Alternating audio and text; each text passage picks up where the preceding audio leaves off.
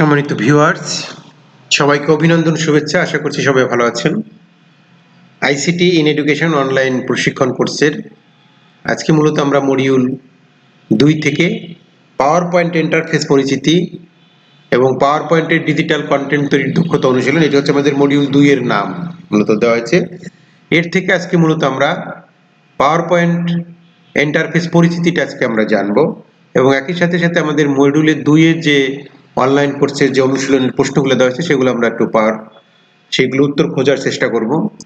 আমাদের এই অনলাইন কোর্সে মূলত 13টি স্কিলের কথা বলা হয়েছে, যেটি পাওয়ার পয়েন্ট প্রেজেন্টেশন তৈরি করতে যে দক্ষতাগুলো দরকার হয়, সেই স্কিলগুলোর মধ্য থেকে আজকে আমরা 1 নম্বর যেটি রয়েছে, প্রথম যেটি দক্ষতা 1 যেটা বলা হয়েছিল, সেই দক্ষতা 1টা আমাদের ছিল মূলত পাওয়ার পয়েন্ট ইন্টারফেস পরিচিতি, ইন্টারফেস সম্পর্কে ধারণা করা। অর্থাৎ আমরা যদি প্রেজেন্টেশন তৈরি করতে চাই তাহলে আমাদের যেটার মাধ্যমে আমরা এটি করব সেটি হচ্ছে আমাদের পাওয়ার পয়েন্ট ইন্টারফেস, অর্থাৎ অফিসের মধ্যে অন্যতম যেটি দিয়ে মূলত পাওয়ার পয়েন্ট করতে হয়, প্রেজেন্টেশন তৈরি করতে হয়, সেটি হচ্ছে power point, Microsoft power point. সেই মাইক্রোসফট পাওয়ার পয়েন্টের যে ইন্টারফেসটি সেটি সম্পর্কে মূলত আমরা জানবো এবং পরবর্তীতে আমরা আমাদের যে অনুশীলনের প্রশ্নগুলো রয়েছে সেগুলো আলোচনা করে দেব।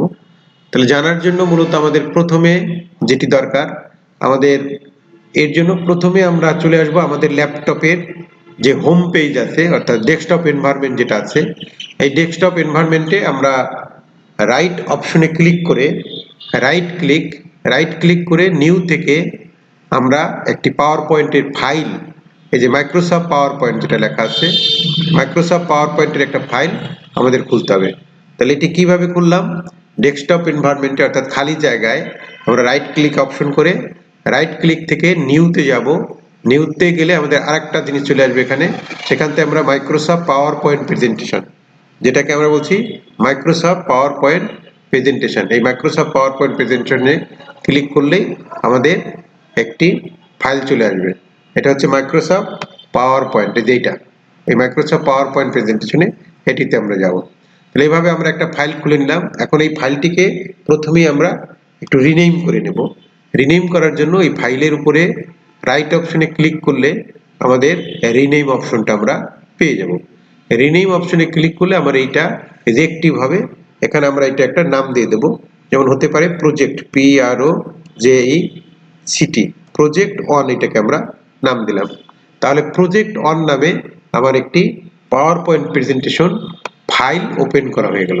ঠিক আছে, এখন আমাদের এইটার ভিতরে আমাদের কাজ করতে হবে। তার জন্য আমাকে এখানে পাওয়ার পয়েন্টটাকে কি করতে হবে? ওপেন করতে হবে। তাহলে ওপেন করার জন্য আমরা অনেকভাবে ওপেন করা যায়। তার মধ্যে আমরা যদি এইটার উপরে কার্সারটা রেখে রাইট ক্লিক অপশন করে ওপেন করি তাহলে আমাদের ওপেন হবে, অথবা এই ওপেনে দেব, তাহলে এটা ওপেন হয়ে যাবে। এটা এভাবে আমরা করতে পারি। প্রাথমিকভাবে আমরা এইভাবে করব। হ্যাঁ, এছাড়া বিভিন্ন উপায় করা যেতে পারে, ডাবল ক্লিক করে ওটা ওপেন করা যেতে পারে। এইটা যখন ওপেন করব আমরা প্রথমে যেটা আমাদের একটা ইন্টারফেস আসবে, এইভাবে আসবে। ঠিক আছে, এইটা এখন পরিপূর্ণ ইনঅ্যাক্টিভ অবস্থায় আছে। এখানে যেটা বলছে প্রথম ক্লিক টু অ্যাড ফার্স্ট, অর্থাৎ এখানে যদি আমরা ক্লিক করি তাহলে আমাদের প্রথম এই একটি মাইক্রোসফট পাওয়ার পয়েন্টের একটা ফাইল আমাদের খোলা হয়ে গেল এবং এইখানে খোলার সাথে সাথে এখানে একটা পেজ ক্রিয়েট করা হয়েছে। হ্যাঁ, একটা পেজ আমাদের এখানে আসছে।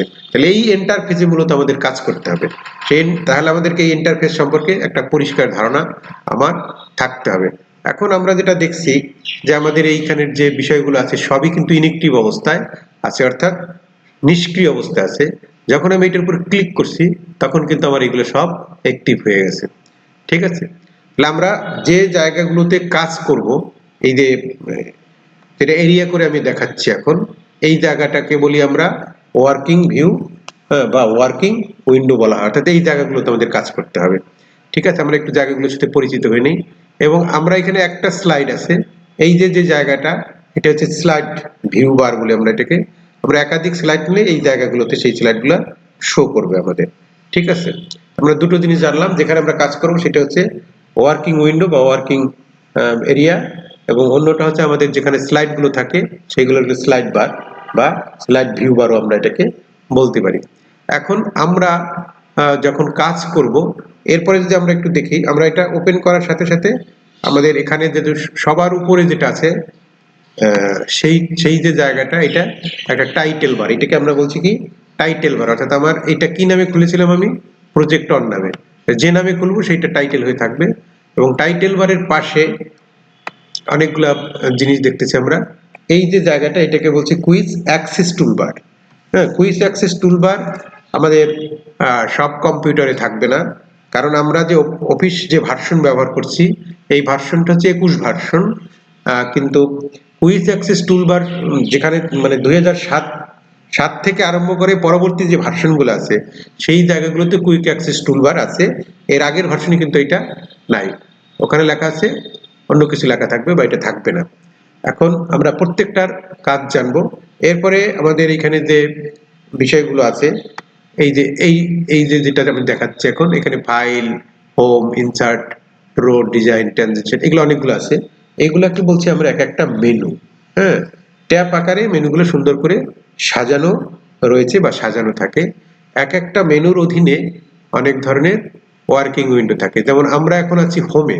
হোমে যখন আছি তখন আমাদের হোমের যে ওয়ার্কিং বিষয়গুলো, হোম মানে এটাকে কমন গ্রুপ আমরা বলে থাকি। এই যে যে বিষয়গুলো এখানে আছে, এখানে প্রথমে যেটা রয়েছে সেটি হচ্ছে যেমন আমাদের এখানে প্রথমে যেটা রয়েছে আমাদের, সেটা হচ্ছে ক্লিপবোর্ড। ক্লিপবোর্ড একটা আছে। তারপরে আমাদের আছে স্লাইডস গুলো এখানে থাকবে। তারপর আমাদের ফন্ট এরিয়া আছে। ফন্ট এরিয়ার পরে আমাদের প্যারাগ্রাফ আছে। প্যারাগ্রাফের পরে আমাদের ড্রয়িং রয়েছে। ড্রয়িং এর পরে আমাদের এডিটিং রয়েছে এবং অ্যাডেন্স রয়েছে। এই বিষয়গুলো কিন্তু আমাদের এই হোম ট্যাবের মধ্যে বা হোম রিবনের মধ্যে এই জিনিসগুলো রয়েছে। ঠিক আমি যদি ফাইলে যাই, তাহলে ফাইলে গেলে কিন্তু আমাদের এখান থেকে আবার এখানে নিউ, ওপেন, সেভ, ফাইলকে সেভ করা, প্রিন্ট করা, শেয়ার করা, এক্সপোর্ট করা, ক্লোজ করা, এই অপশনগুলো কিন্তু এখান থেকে আমরা পাবো। এটা ফাইলের মধ্যে আছে। আমরা যদি আগের জায়গায় চলে যাই, এরপর হোমের কথা বলছি, ইনসার্টে যখন আমি দিচ্ছি, ইনসার্টে দেওয়ার পরে কিন্তু আবার অন্য কিছু আসছে। অর্থাৎ এখানে টেবিল, অর্থাৎ কোনো কিছু যদি আমি স্লাইডে আনতে চাই, সেইগুলোর জন্য আমাদেরকে এই এটা কি আনতে চাই, স্লাইড টেবিল আনতে চাই বা কোনো ইমেজ আনতে চাই, হ্যাঁ, এই যে জিনিসগুলো রয়েছে, কোনো সিম্বল আনতে চাই, সেই সময় সেইটা করতে গেলে আমাদেরকে ইনসার্টে যেতে হবে। ঠিক ড্রোর বাটনের মধ্যে বিষয়গুলো থাকবে। ডিজাইন, আমাদের বিভিন্ন ধরনের লেআউট, এখানে যদি আমরা ড্রপ ডাউনে টগল ডাউন করি, তাহলে দেখা যাবে এখানে বিভিন্ন ধরনের ডিজাইনের স্লাইড রয়েছে, সেগুলো আমরা এখান থেকে আনতে পারবো। এবং একটা স্লাইড থেকে আরেকটা স্লাইডে কিভাবে যাবে, সেই জন্য ট্রানজিশন, অ্যানিমেশনটা কিভাবে আসবে, এই বিষয়গুলো এখানে রয়েছে। স্লাইড রিপোর্ট, এগুলো আছে, প্রত্যেকটা আমরা আস্তে আস্তে জানবো। এখন আমরা যখন কাজ করব, তখন আমরা হোমে গিয়ে আমাদের এখানে একটা স্লাইড রয়েছে, এবং এই স্লাইডের কিন্তু দুটো অংশ রয়েছে। একটা হচ্ছে ক্লিক টু অ্যাড টাইটেল, আর ক্লিক টু অ্যাড সাবটাইটেল। আমরা যখন কাজ করব, আমরা এখান থেকে মূলত নিউ স্লাইডে গিয়ে আমরা অনেক ধরনের লেআউট এখানে পাবো। এই লেআউট গুলো থেকে আমরা ব্ল্যাঙ্ক স্লাইড নিয়ে কাজ করব, তাহলে আমরা কাস্টমাইজ করতে পারবো।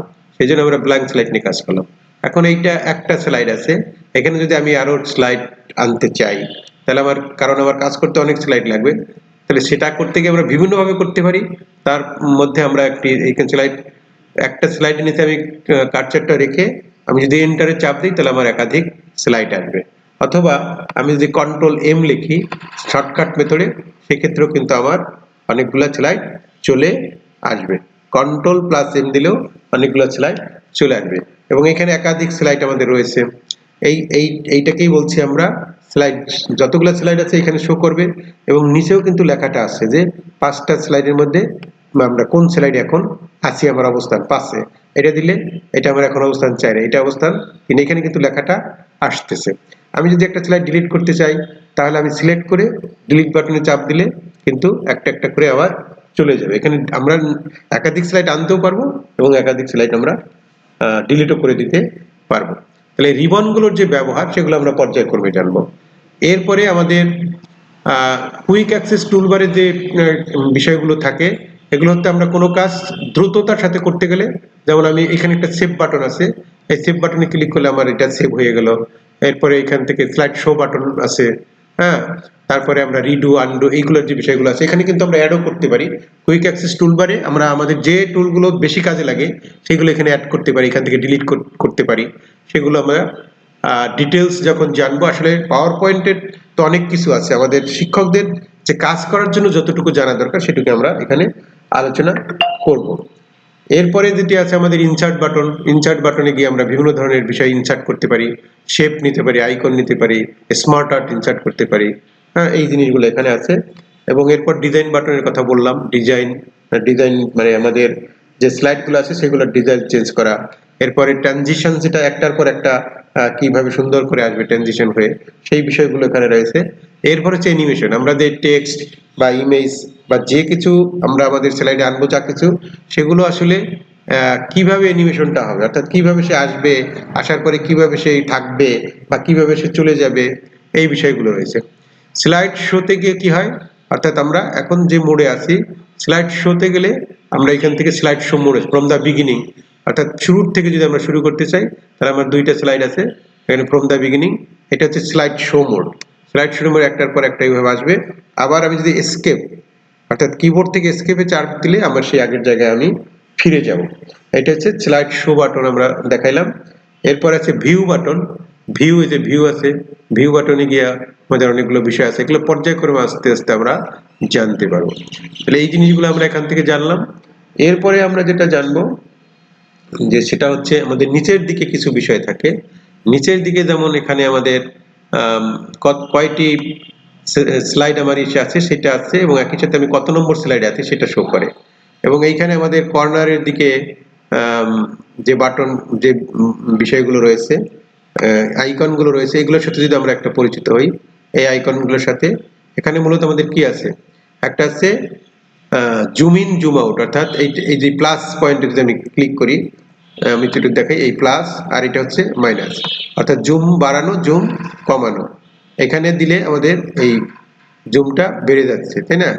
আবার এটা দিলে আস্তে আস্তে এখানে ছোট হয়ে আসছে, কমে যাচ্ছে। এইদিকে গেলে 35%, 40%, এগুলা আস্তে আস্তে করে বেড়ে যাচ্ছে। এটা হলো বাড়ানো বা কমানো। এরপরে আমাদের এখানে যে বাটনটা রয়েছে, আইকনটা একটা কাপের মতো যেটা দেখছি, এইটার কাজ কি? এটা হচ্ছে স্লাইড শো, অর্থাৎ এইখানে এখন হচ্ছে নর্মাল মোডে, এখন এখানে আমরা স্লাইড শোতে গেলে আমাদের এই মোডে আসবে। ঠিক আছে, এটা হচ্ছে স্লাইড শো। এটা হচ্ছে রিডিং মোড, মানে রিডিং ভিউতে থাকবে। এটা স্লাইড শটার, মানে আমার কতগুলো স্লাইড আছে, দুইটা স্লাইড আছে একসাথে, সেটা দেখাবে। এইগুলো হচ্ছে আমাদের প্রেজেন্টেশন যখন আমরা দেখাবো, আমরা যদি আগের জায়গায় যেতে চাই, অর্থাৎ আমরা নরমাল মোডে যেতে চাই, তাহলে যে নরমাল যেটা লেখা আছে, নরমাল মোড, এই যে এটা এইখানে আমরা ক্লিক করলে আমাদের এটা কিন্তু আগের মতো আবার চলে আসবে। তাহলে জুম ইন, জুমের যে অপশনগুলো সেগুলো আমরা জানলাম। আমাদের এখানে আরেকটা বিষয় রয়েছে, সেটা হচ্ছে যে লেখা আছে click to notes, click to add notes, অর্থাৎ এখানে যদি আমরা কোনো নোট লিখে রাখতে চাই স্লাইড সম্পর্কে, সেগুলো আমরা এখান থেকে লিখে রাখতে পারবো। এবং সেটি যদি আমি হাইড করে দিতে চাই, তাহলে যে নোট যে লেখাটা আছে এখানে, এখানে একটা নোট লেখা আছে, এই নোটে যদি আমি ক্লিক করি তাহলে আমার সেই নোটটা ওখান থেকে হাইড হয়ে যাচ্ছে, ওখানে আবার ক্লিক করলে কিন্তু নোটটা চলে আসছে। এরপরে আমাদের কমেন্টস, যদি আমরা কোনো লেখার সাথে কমেন্টস দিতে চাই তাহলে এখান থেকে সেটি আমরা করতে পারবো। এরপরে আমাদের এই যে ট্যাবগুলো রয়েছে, আমাদের রিবনগুলো রয়েছে, অনেক সময় দেখা যায় আমাদের এই রিবনগুলো হাইড হয়ে যাচ্ছে। যেমন এখন আমাদের এটা সেই যে কমান্ড গ্রুপ, যেগুলো দিয়ে আমরা কাজ করব, এখানে কিন্তু সেই কমান্ড গ্রুপগুলো নেই। তাহলে সেটা কোথায় গেল? আমরা যদি আবার এখানে ডাবল ক্লিক করি, তাহলে কিন্তু সেগুলো আবার চলে আসছে। অনেক সময় এগুলো হাইড হয়ে যায়, অর্থাৎ ক্লিক করে দেয়, হ্যাঁ, তারপর এটা হাইড হয়ে যায়। এখন যেমন এটা চলে গেছে, অর্থাৎ এখানে ডাবল ক্লিক করেছে সেজন্য চলে গেছে, আবার ক্লিক করলে সে কিন্তু এটা চলে আসবে। এই হচ্ছে মূলত আমাদের পুরো এই ইন্টারফেসটা। যেহেতু আমরা ইন্টারফেস নিয়েই কাজ করব, আমাদের পাওয়ার পয়েন্ট তৈরি করলে এই ইন্টারফেসে আমাদেরকে কাজ করতে হবে, সেজন্য এইটা সম্পর্কে আমার একটা ভালো ধারণা থাকতে হবে। এখন কাজ করার পরে আমি একাধিক স্লাইডে কাজ করলাম, কাজ করার পরে আমরা এখানে আরো স্লাইড চাই, তাহলে আমাদের কি করতে হবে? সেজন্য আরো স্লাইড চাই, সেজন্য আমাকে এখানে একটা একটা ক্লিক করলে আরো একাধিক স্লাইড আসলো, আমাদের এখানে 5টা স্লাইড আসছে, মানে প্রত্যেক স্লাইডে আমি কিছু টেক্সট এনেছি বা ইমেজ এনেছি বা যা কিছু করেছি এটাকে আমি এখন সেভ করতে হবে আমাকে। এখানে কিন্তু অন্যান্য অফিসের মতোই আমাদের এই যে মিনিমাইজ, ম্যাক্সিমাইজ, ক্লোজ বাটন এগুলো কিন্তু আমাদের এখানে থাকে বা আছে, ঠিক আছে। আমরা সরাসরি ক্লোজ করে দেব না, আমরা ক্লোজ করার আগে আমাদের সেভ করতে হবে।